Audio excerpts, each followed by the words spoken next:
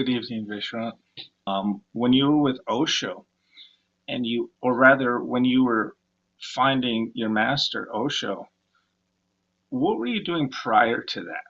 Were you going to other groups, or how did the whole finding a master even come about? It's a great story. Like for me, if you want to hear it. Yeah. I think I was 28 or 29 when I found Osho. But at the age of 19, I started doing encounter groups. Me too. Because my girlfriend at the time had been roped into doing one with some crew called Focal, and it was called the Greatness in You Seminar. And it was a 4-day live-in group that cost, I think, 400 Australian dollars back in 1972 or somewhere around then, and $400 was a lot of money back then. And so I felt that she'd been ripped off. So being the street thug that I was, I went along to meet these guys to actually beat the money out of them.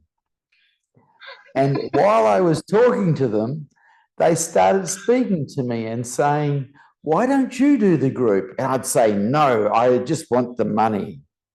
And they said something then that really got me. They said, "What are you frightened of?" And it got me because I thought of myself as a hero in those days. So I said, "I'm not frightened of anything. I'll do your group." Anyway, the encounter group was a full-on encounter group. And before you did it, you did a psych report on yourself. And you gave it to them, which means you give them all the information they need to take you apart. And they did. I was the first up. The lights went dark. There was 25 people in the room. The lights went dark. A spotlight came on, and it came on to me. And then this guy in a suit says, "You bastard, get out here." And I was out the front for 12 hours while they all worked on me. And it just changed my whole life. I swapped my studded belt and my black outfit for a 3-piece suit and went and worked for them selling their courses because I was so taken by what I'd been shown.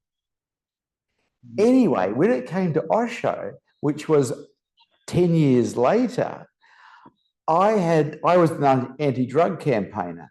I used to put out magazines against the use of drugs and how to get over addictions. And I found out my girlfriend was using heroin. And I asked her to leave. And it turned out that her ex-husband was supplying the heroin because he was a heroin dealer. Anyway, I asked her to leave and she got so upset, she just walked around the house smashing things. And I asked her to leave. And then she went and told her husband that I'd hurt her, which never happened. I've never hit a woman. Anyway, he hired 2 men to break my legs. And I was very friendly with the local policeman down in Fremantle, the detectives. And they came up to me one day and they said, "We've heard there's a contract out on your legs." And I put 2 and 2 together and worked out where the contract came from. It was this drug dealer guy and my ex-girlfriend.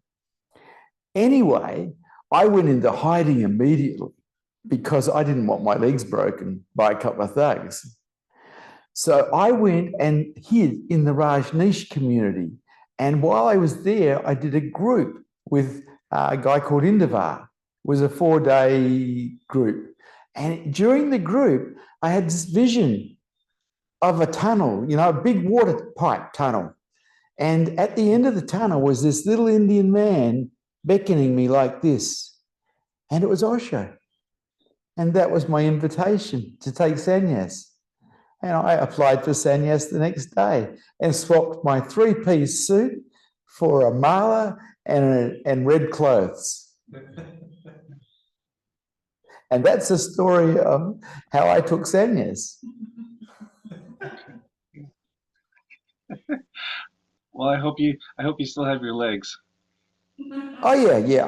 I've broken both of them in motorbike accidents anyway, because I fall off every now and again.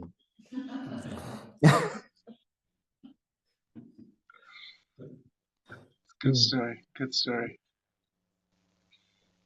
Is there anything else you'd like to talk about, Albert? That is awesome today. Thank you so much. Next time I talk to you, Albert, I'll have a new name for you. I hope. Yes. Okay. All the Good love to from talk Canada. to you.